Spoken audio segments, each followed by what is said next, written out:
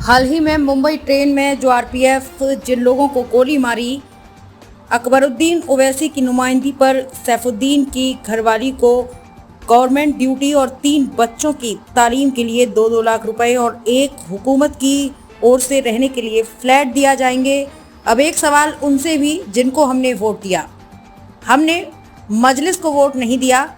मजलिस हमारे लिए हमेशा नुमाइंदगी करती आई है, जो हमारे लिए आवाज तक नहीं उठाता। एक सवाल उनसे भी करो।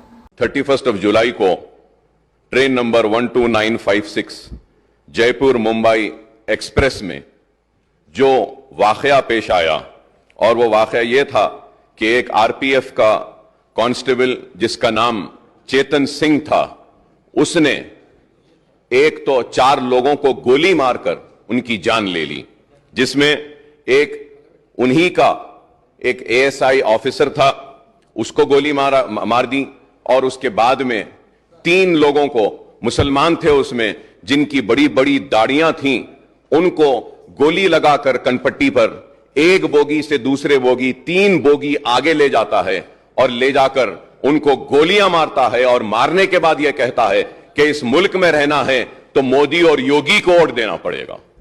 और अफसोस मोदी और योगी के साथ कहता है कि फिर ठाकरे को वोट देना है। तो मुसलमानों के साथ इतनी नफरत क्यों? और वो लोग जो आज नफरत की बुनियाद पर इख्तिदार को हासिल कर रहे हैं या फिर आने वाले कल में इख्तिदार को हासिल करना चाहते हैं, ये मुल्क को तबाही व बर्बादी की तरफ ले जा रहे हैं। स्पीकर साहब, मैं ये कहना चाहता हूं कि उन 3 मुसलमानों में एक मुसलमान शहर हैदराबाद से ताल्लुक रखता था, और उस मुसलमान का नाम था सैफुद्दीन।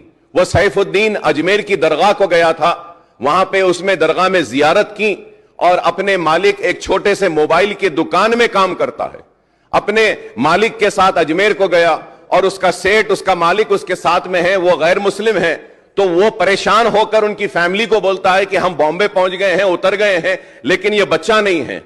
तो उसके बाद जब आगे जाकर देखते हैं तो उसको गोली मार दी गई है, और हद तो यह है कि एक गोली मारी और जब वो नहीं मरता है तो और एक गोली मारी गई।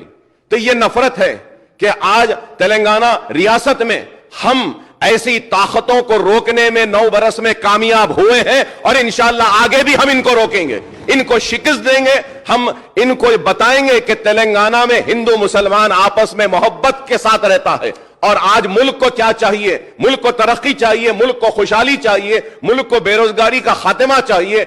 आज इसके ऊपर तवज्जो नहीं है, बस सिर्फ नफरत नफरत नफरत की बात करते हैं। तो मैं आपके जरिए हुकूमत से मैं दरखास्त करता हूं, रिक्वेस्ट करता हूं कि सैफुद्दीन जो बाजारघाट में रहता है, उसके 3 लड़कियां हैं।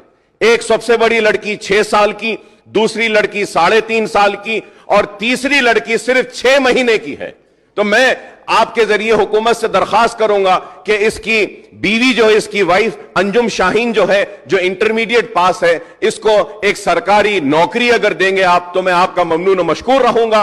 और इसके साथ साथ 2 बेडरूम का फ्लैट अगर मलकपेट में या चंद्रायन गुट्टे में जहां बन रहा है, वहां पे एक 2 बेडरूम देंगे, और कुछ ना कुछ इमदाद अगर रियासती हुकूमत की जानिब से इन 3 मासूम बच्चियों के लिए और उसकी बीवी के लिए अगर दी जाएगी, तो एक अच्छा मैसेज जाएगा, और हम बताएंगे कि ये इस रियासत में हम फिरका परस्तों को कभी आगे बढ़ने नहीं देंगे। हम उन लोगों को आगे बढ़ने नहीं देंगे जो नफरत की बुनियाद पर हिंदू मुसलमान को बांटना चाहते हैं। तो मैं आपके जरिए हुकूमत से दरखास्त करूंगा कि 2 बेडरूम का एक फ्लैट और उन बच्चियों को कुछ कंपनसेशन और सरकारी नौकरी देंगे, तो हम काफी ममनून और मशकूर रहेंगे आपके, और इसको जरूर मुसलमान याद रखेंगे। और आपके इस इक़दाम का मुसलमान सारी रियासत में नहीं बल्कि हिंदुस्तान में इस इक़दाम की सताइश भी